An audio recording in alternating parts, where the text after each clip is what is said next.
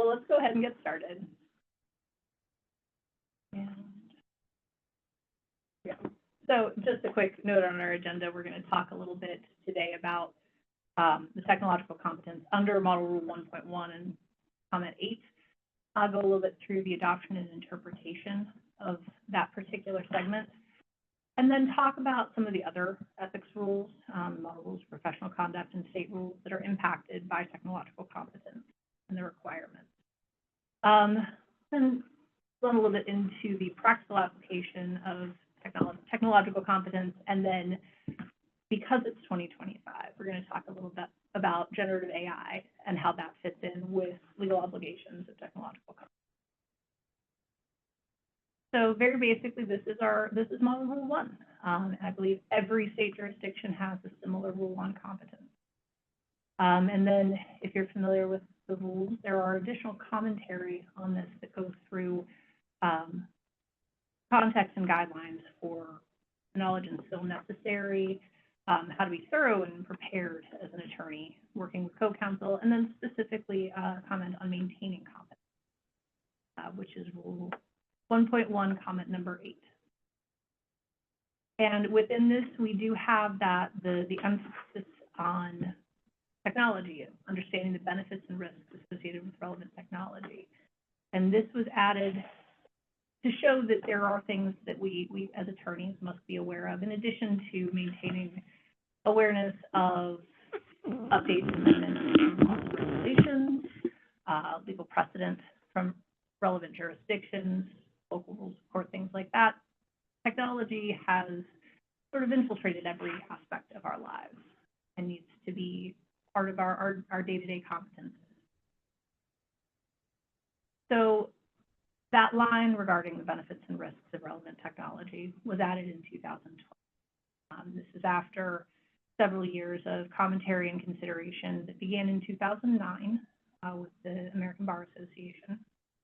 And this is about 8 years after some of the first major e-discovery decisions, specifically the Zuba Lake v. Warburg cases that came out of New York in 2003 and 2004, where electronically stored information was an enormous part of the decisions there and sort of set us on the trajectory for current electronic discovery and just the general awareness of electronically stored information and digital resources across the entire legal industry. And another aspect of this is that in 2006, electronically stored information made its way into the Federal Rules of Civil Procedure for the first time, and talking about it being part of litigation, being part of the discovery process. And Laurel file 26721, Barry Beer. Apologies, folks. So basically, electronically stored information, digital information, and technology was just really coming to the forefront. Also at this time, the iPhone had been out for 5 years, and of course, the BlackBerry, which was more or less ubiquitous in big law firms and major corporations. Just information coming from all directions, and technology really there every day. So after that adoption in 2012, various states began drafting technological competence guidelines and language to add into their own rules. Pennsylvania actually was one of the earliest to do that, with their rule going into effect in November of 2013. With this, we have our first survey question of today's course. And the question there is, how many states have adopted a technological competence standard or similar language in their rules of professional conduct for court?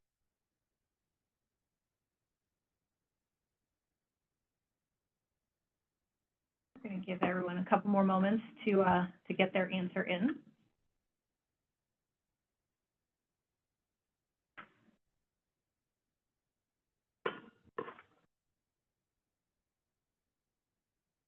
All right, we've got good participation in this, over 80% of you. So we're going to go ahead and end the poll here. It looks like, I believe I am sharing the results of this poll with you folks. So, and it looks like the majority of our respondents A little over half of you selected 34, which is a good guess. Get rid of this. So actually, as of Monday, when I most Apologies. apologies. Okay, so 40 states have adopted some form of technological competence obligation as of Monday, when I most recently checked the website that is tracking this, which is actually there on the bottom of your screen. That is a website run by Robert Ambrogi, who is a law technology watcher, commentator, and general good resource for this type of area. So in addition to the 40 states that have adopted, the District of Columbia and Puerto Rico have both adopted technological competence as a professional responsibility as well. And there are a couple of states that have decided that in addition to being technologically competent, the lawyers need to demonstrate that through their continuing legal education activities. Florida and North Carolina both require technology courses, legal technology. I believe Florida's is roughly 1 credit per year, but they go on a 3-year cycle, so it's 3 credits out of 30 need to be in the technology space. Relatedly, New York State Bar mandates CLE in specifically cybersecurity, privacy, and data protection, which are one aspect of legal technology or touching on technological competence, but more of a narrow silo for that. So.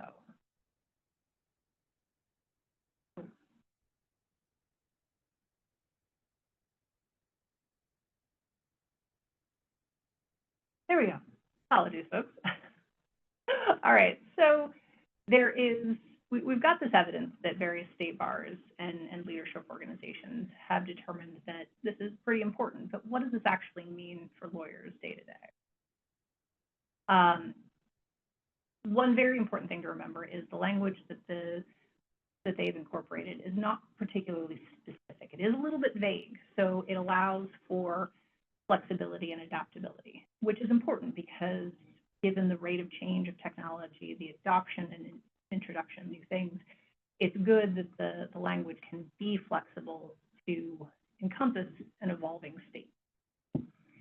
And a quick note, this isn't something that requires mastery of all legal technology or legal adjacent technology, because that would be verging on the impossible. There is way too much for any one person to keep track of. But what does it mean to provide competent representation within that technological framework? So basic awareness is a fundamental element here. Just sort of understanding what technology is out there and how it may come into your orbit as an attorney and that of your clients, and how it might impact your representation of them. And then what is a specific technology, whether it's a device or an application or a program, what is it designed to do? And what can it do that's sort of outside of the scope of that design, which can be an important consideration. Now, I very much understand this is so much easier said than done. Because like right now, there are around 2 million applications on the App Store. Obviously, no one is taking all of those in and understanding what they mean from a legal perspective necessarily, except hopefully maybe the folks at Apple who run the App Store. But even more specifically, when you're looking just at e-discovery technology, which is something that's really specifically designed to the legal field, there are about 60 platforms, if you look at Gartner's most recent survey of the industry, offering different services, different possibilities, different platforms. So, and I mean, beyond that, for attorneys looking for practice, not looking at their own clients, you've got things like timekeeping and billing software, document management, and then just sort of the basic word processing and spreadsheets, things like that, whether you're a Microsoft house, a Google house, or something else. So this is sort of just keep your radar up, keep your ears open, kind of a thing. Size does matter. Really highly specialized materials, niche applications, they tend to impact much smaller people, much smaller industries, much smaller markets. Hopefully you know if you're one of them, like that legal technology, and what is being specifically used by your firm or in your particular practice area. And then as newer technologies are developed and become more popular and are adopted by a broader population, you're going to hear more about them. And then as that is sort of growing in the market, you're having a greater likelihood that it will eventually impact you, whether working with it directly or through your clients. Certain examples of this are things like, as we already noted, artificial intelligence and generative AI, like ChatGPT. But also things like Bitcoin and the blockchain, which they're not the same thing, but they are closely associated, different ways of digitally and permanently tracking transactions. Also, a not quite as recent example, but something that's still fresh in our memory is the idea that when the entire world went remote 5 years ago during the COVID-19 pandemic, people started using a lot more in the way of video conferencing and other remote collaboration tools, which those became much bigger, started becoming a bigger portion of day-to-day technological interaction and a source of new business. So this is the kind of thing that keeping an eye on the news, if ChatGPT has made the news, things like that, but also legal technology websites and legal technology news could be really helpful in this way as well, because as things are starting to elevate it with other jurisdictions, with other attorneys, with other clients, depending on the specific technology, the likelihood increases that you're going to touch it somehow. Because it's bubbled up one place probably means it's going to appear somewhere else in the not too distant future. So additional considerations is going back to that, the language in the comment, looking at the benefits and risks associated with relevance. So here we're going to go back to that issue spotting that we do as lawyers. If X, then Y, but what happens? What is the outcome there? So you're taking a look at outcomes, and obviously worst case scenario, how do we respond if something goes completely off the rails? And what is the risk benefit balance? Are we getting a good return on the benefits to make up for the risk? Or are the risks something that we can agree to while attempting to mitigate them, or is the risk too big and we need to stay away from it entirely? Nuts and bolts, like getting into the code, things like that, that would be a really highly technical assessment, not something that you're necessarily expected to do as an attorney. But you can also ask some basic practical questions, especially with regards to data. What kind of data does this program collect and store? Where does that data live and how long does it stay there? Does it work with our existing system?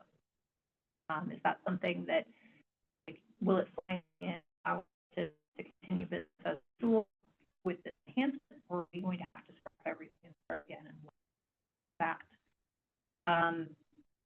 Do we have sufficient security internally and externally to make this viable? And even have we considered the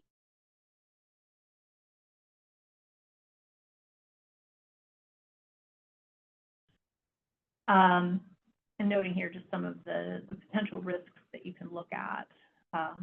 Again, with potential benefits for technology, there's always going to be a cheerleader. There's going to be someone telling you, this is awesome, this is why we want to use it, I'm so excited, definitely do this, it's going to make us 100% more efficient. But as is often the case with we're the ones that are like, yes, but what's the flip side to that? Are there risks? Is there potential bad outcome? And asking about that security and safety, what is ultimately going to cost, both upfront costs and over time, and in any, like the hidden costs, the external costs that might come from the technological adoption, privacy issues. also data loss, because I mean, data breach and data being accessed improperly through bad security is one thing, but also if important data is actually inadvertently destroyed or deleted, that can be a problem as well. So as I had noted before, there are a few other major rules within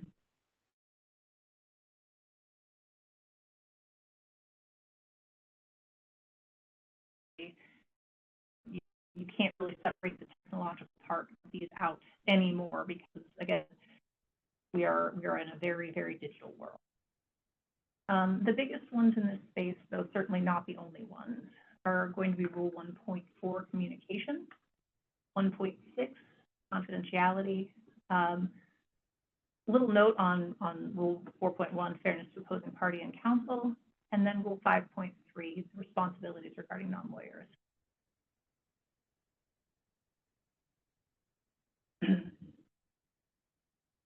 So I've italicized a couple of the sections here, which I think are the most important ones. I'm not going to read you the slide, but you can take a look at that. And of these, both A2 and B are particularly important with being able to understand and integrate the technology awareness that you have into your counseling of your clients, making sure that you can convey to them how you're using technology to meet your client's goals, represent them in the best and most effective way under Rule A2. So that reasonably consult. This is the kind of thing that's going to be different depending on the client and their needs, but you need to be able to explain, again, what you're doing and why, and make sure that they're fully aware and understand what you're proposing to do. And then that feeds directly into B, that a lawyer should be able to explain a matter to the extent reasonably necessary to permit the client to make informed decisions. So they then need to understand what you've told them, think about it, and be able to take that information that you gave them, think about it from their perspective, and then make that informed decision on any technology that you can be working with to affect the representation. And this is sort of covers a couple of different prongs that you as an attorney need to be able to respond clearly to your client's questions. And that's both questions about the technology you're using to serve their needs, but also on occasion, your client may be asking you questions about the technology that they're using. And being able to respond to those questions or find them a trusted resource that can answer those questions is equally important. And then you also then need to be able to proactively guide and counsel your clients for the technologies that you're using to provide the legal service. It's something, hey, I've elected to use this program in this way to do this. Here's the reasons why I think that this is necessary, and what we need from you to make that work. And being able to have that effective conversation, that they're understanding what you're saying and they're able to work with you, support the needs of the lawyers, and meet their requirements, and make those informed decisions to support your legal advice and strategies that you're advising. Then moving on to Rule 1.6, confidentiality. This is sort of a big one that we all know and love. We have privilege as something that we're keeping a regular eye on, and confidentiality goes hand in hand with that, as we are protecting what the information that the client has put with us so that we're able to represent them, safeguard that information, and be their resources on the legal side. So there's a couple of things here that are particularly important. Under Part A, the not revealing client information, a particular area of import here is awareness of metadata. And this is something that can appear in documents and files in email communications. But very fundamentally, metadata is the data about the data.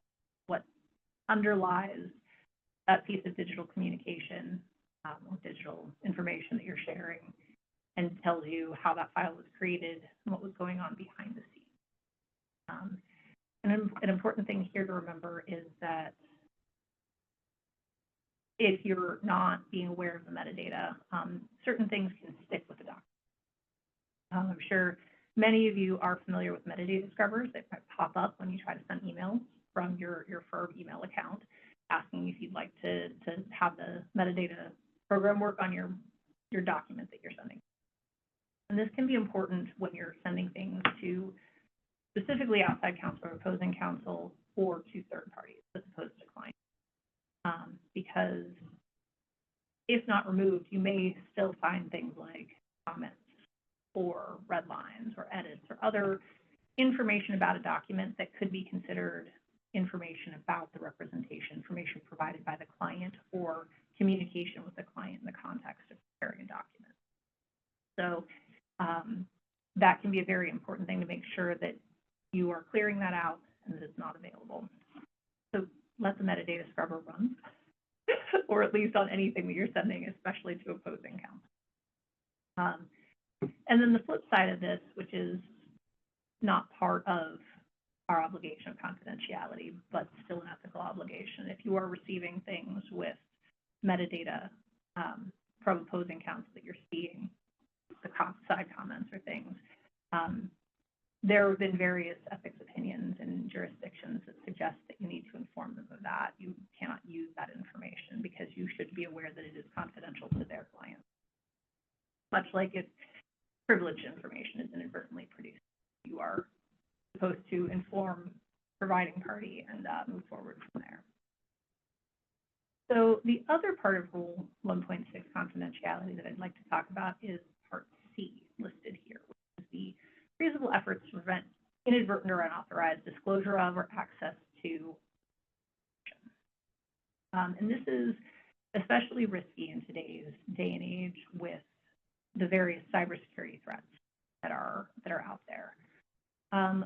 Law firms and attorneys are often seen as particularly high-value targets, attractive targets, because depending on the size of your firm and the work that you do, you may have information regarding multiple organizations under one roof, and it can run the gamut. It can be personally identifiable information or financial information, it can be trade secrets, things like that.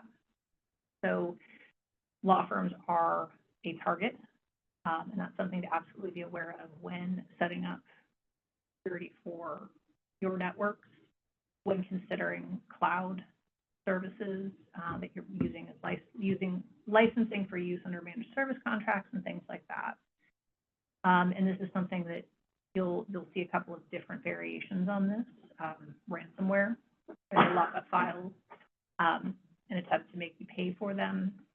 Corporate espionage, which may be more low-key, but attempting to get information from sources at a law firm, and even state-sponsored infiltration. I actually do know of at least one situation where Chinese hackers went after data at a law firm because they were representing a dissident who had fled the country. So these are all things that you need to be aware of when contemplating the security for your data internally, and also security when it's being sent outside your firm. Touching briefly on the fairness to opposing party and counsel. Should not obstruct another party's access to evidence or alter, destroy, or conceal evidence.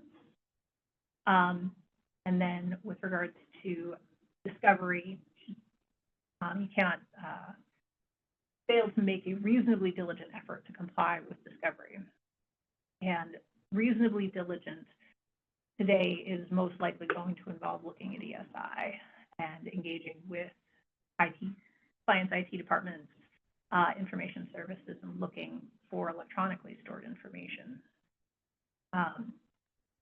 So this is mostly focused on active litigation and electronic discovery, but it is also the kind of thing that ignorance isn't necessarily a defense for not meeting your professional obligations here. You should make sure to inquire with your client about the possibility of digital evidence electronically stored information, and the technologies that might be implicated by discovery processes, by evidence. So part of this is just being aware of what types of steps you need and what kinds of questions to be asking when you hit the point of identifying evidence, considering disclosures, complying with discovery requirements. So you just need to be able to take the necessary steps when you get to that. And then our last associated rule that we're going to talk about is Rule 5.3, responsibilities regarding non-lawyer assistance. So in order to appropriately supervise and be responsible for the conduct of non-lawyers, you really should be aware of what they're doing and why they're doing. The non-lawyers who are working at various technology vendors, discovery vendors, and other outside service providers can be incredibly knowledgeable. They're very knowledgeable about the technology that they are working with and about, and oftentimes the legal issues that they are being brought in to work on. But they're not necessarily lawyers. Even if some of them have JDs or are attorneys, they're not necessarily the attorney that your client has engaged to provide this legal advice and counsel. So they're going to be an amazing resource to help you understand, oh, we should do X process with Y data, but making sure that you are getting as much information about them to understand what is being done and why will allow you to stay in the loop and make those final legal and strategic decisions that are your responsibility under this.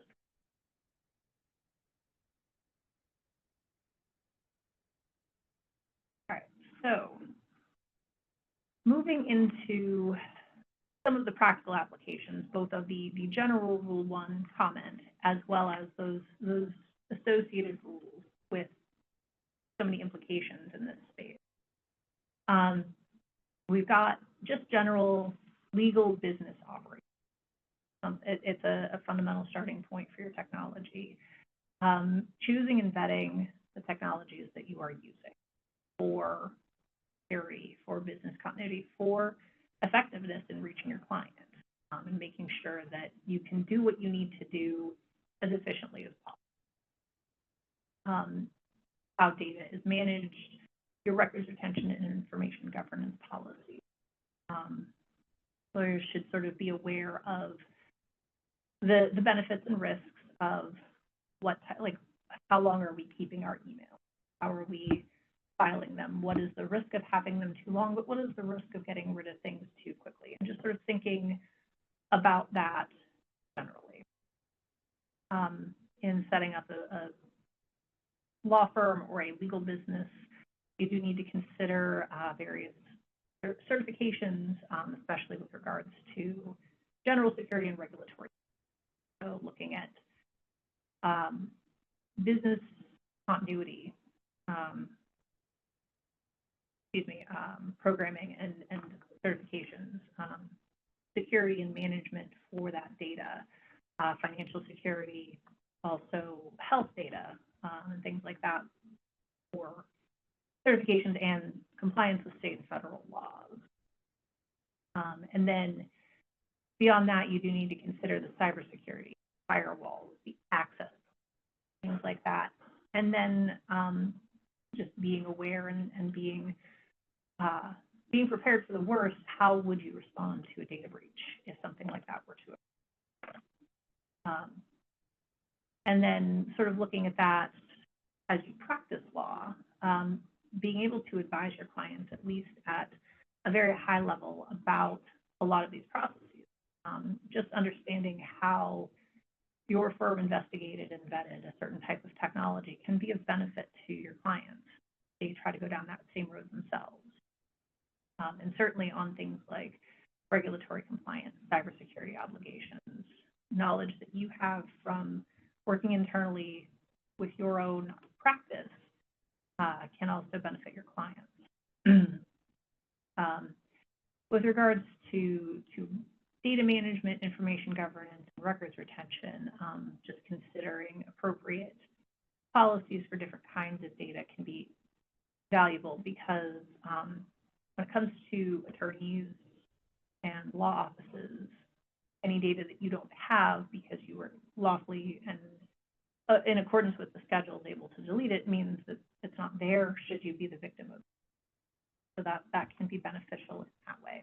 And it also does do things like reduce overhead costs of data storage. You're not storing data that is outdated or redundant, things like that.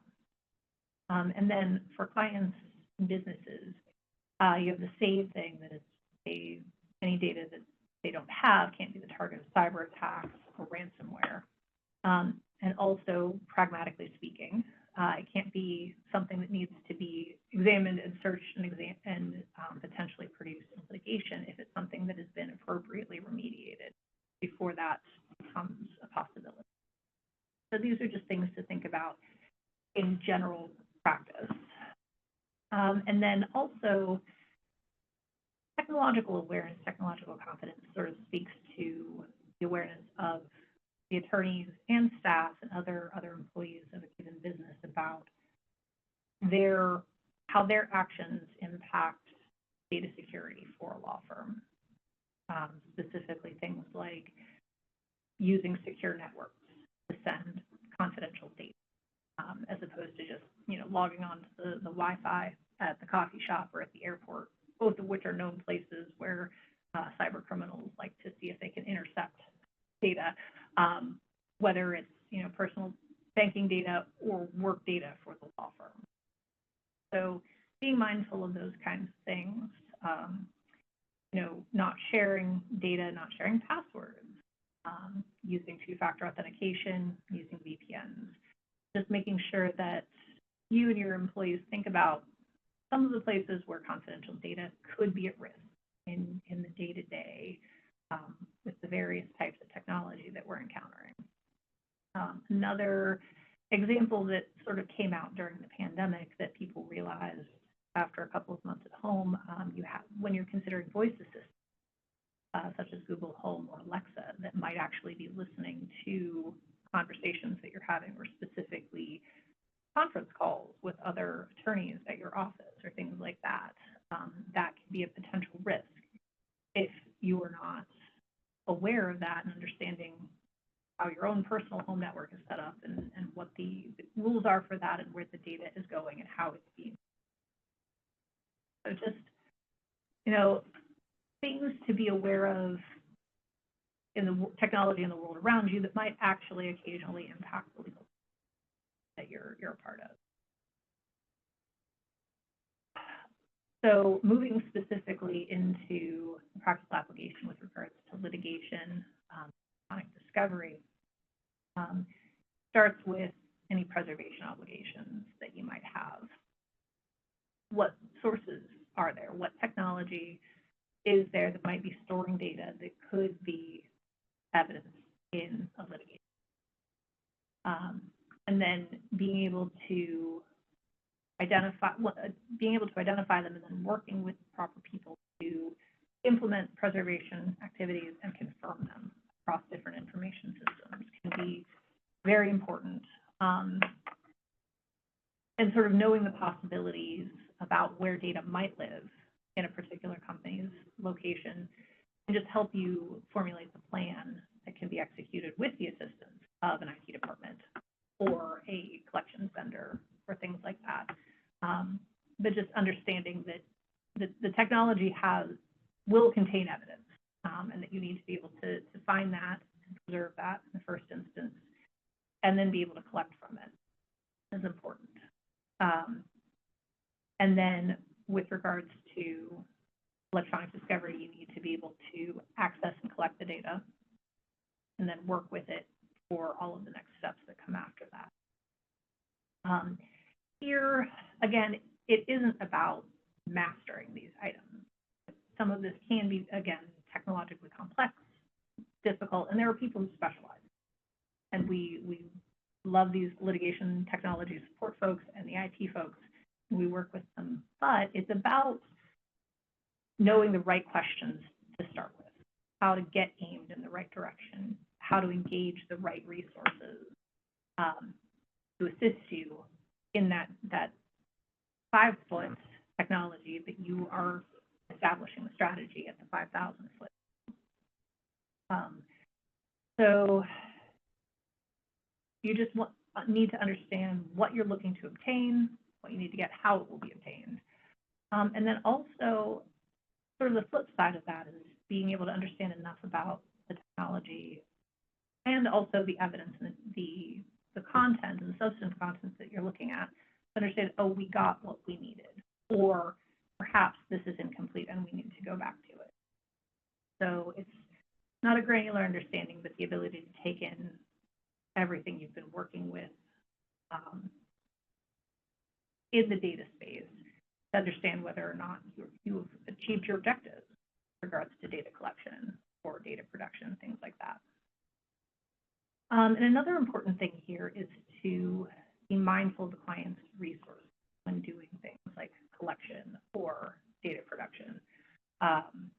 Looking at everything, being able to look at everything more holistically and understand if we do X right now, it will save us Y time or money 3 months from now. Can be very beneficial to be able to look at it from that higher level view as opposed to sort of step by step. So this is another way that understanding the process technically can be very beneficial to you and your client. And then on the aspect of interacting with opposing clients or opposing counsel in courts in litigation and discovery situations, a specific thing I want to call it to attention here is the ability to read and interpret and evaluate ESI protocols, ESI protocols and discovery plans, things that you might see, especially in larger cases or more complex cases, or in certain jurisdictions. There are certainly courts and judges who are very interested in making sure that the technology aspects of discovery go smoothly. So you will be presented with an ESI protocol or a discovery checklist you'll need to work through in order to go through scheduling and the discovery conferences. So being able to sit down and read and review an ESI protocol and understand what it's asking you for, and making sure that you know that your client can do it, or you know the questions to ask to confirm this. And then the flip side, if you know that it's not something your client can work with, being able to propose alternatives is an important part of understanding at least some of the technology that underpins electronic discovery, so that you are able to provide that service to the client with regards to those interactions and that higher level planning for cases. All right, so we have our next survey question, and there's no right or wrong here. It's just when you are working with legal hold notices and litigation in your practice, do you regularly identify actual technology? Oh, I love it. Everybody's a lawyer so far. It all depends. Do you consistently identify file types? Do you tend to not do that and leave it to the client to interpret, or it depends on the client and matter who you know you're working with?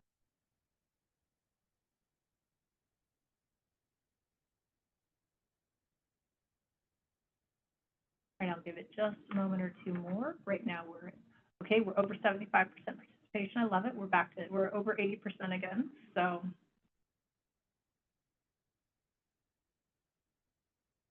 right, let's see if I can end the poll and show the results a little bit more smoothly this. All right. So as I said, in true lawyer fashion, looks like for the majority of you, it depends, and that is absolutely fantastic. Understanding specific needs of your clients and the types of data they might be working with, and making sure that your legal hold notices are as specific as possible can only help with compliance.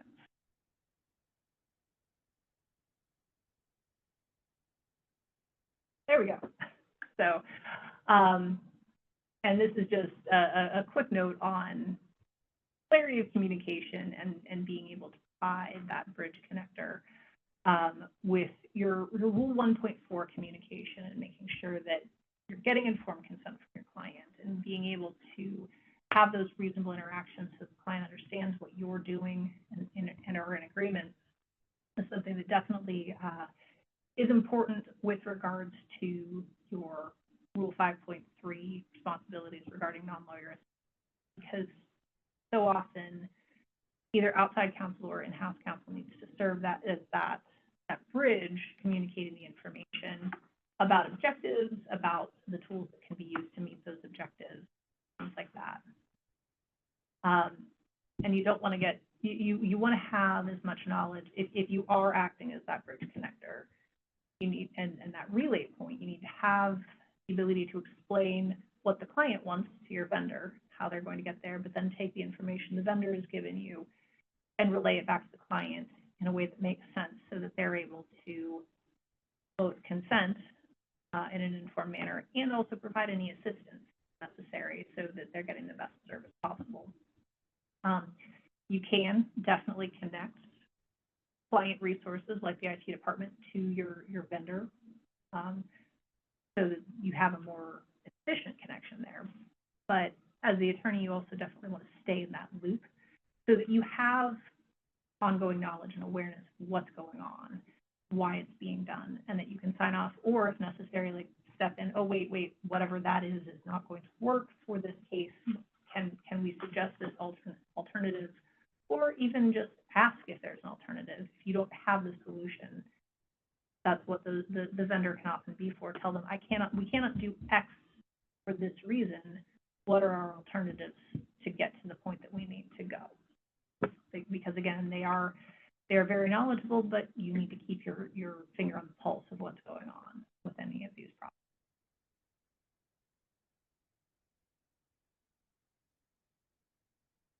All right, so we are going to move briefly into technological competence and generative AI. This is something that there's enough here to do a whole hour or more of a webinar of CLEs on ethical AI used by attorneys, ethical AI used by anyone. And if anyone would like some recommendations on good resources for these more comprehensive webinars, I'm certainly happy to provide those. Feel free to reach out after today's session. But this isn't one of those classes. We're already I think 40 minutes into the CLE, so we're just going to touch on this a little briefly, and I'm hoping to give you just some really basic guidelines and rules of thumb. Like 3 here that are just good to remember whenever you're engaging with generative AI in your legal practice. So number 1 here is actually fairly universally true, whether it's an AI product or any product that you might encounter online, working with the internet, things like that.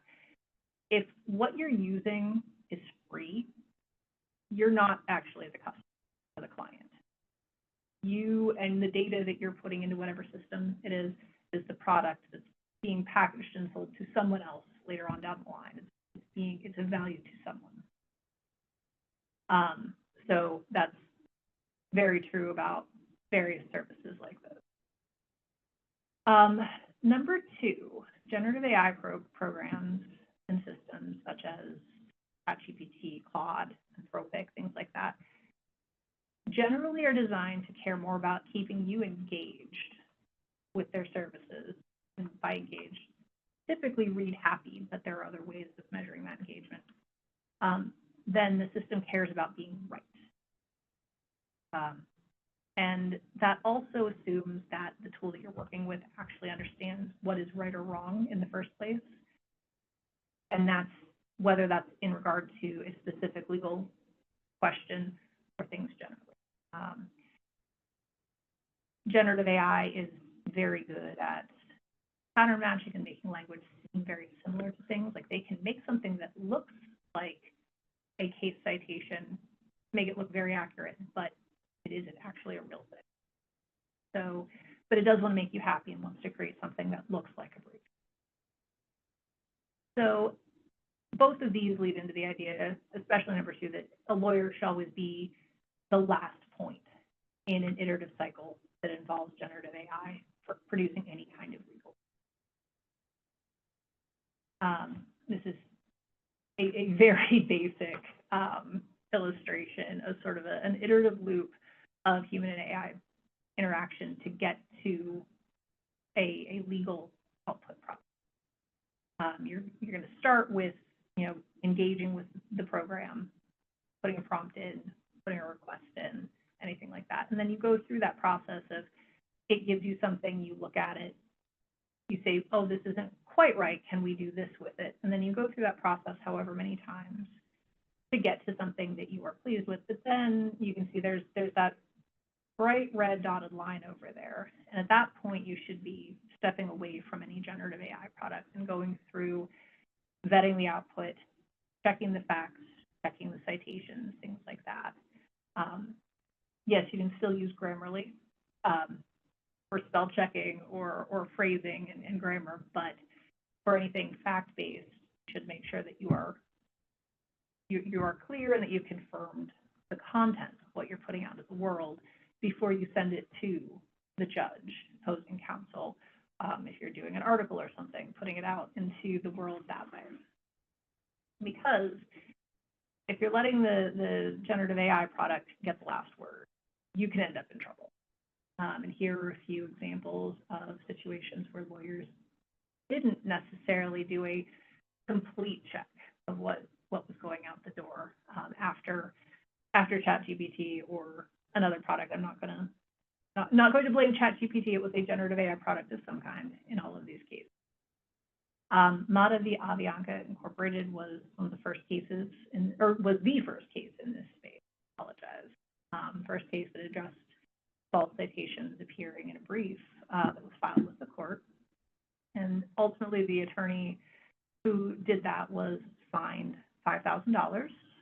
This happened in, I believe, May 2023. So around 6 months after the introduction and massive adoption began of our current generative AI moment.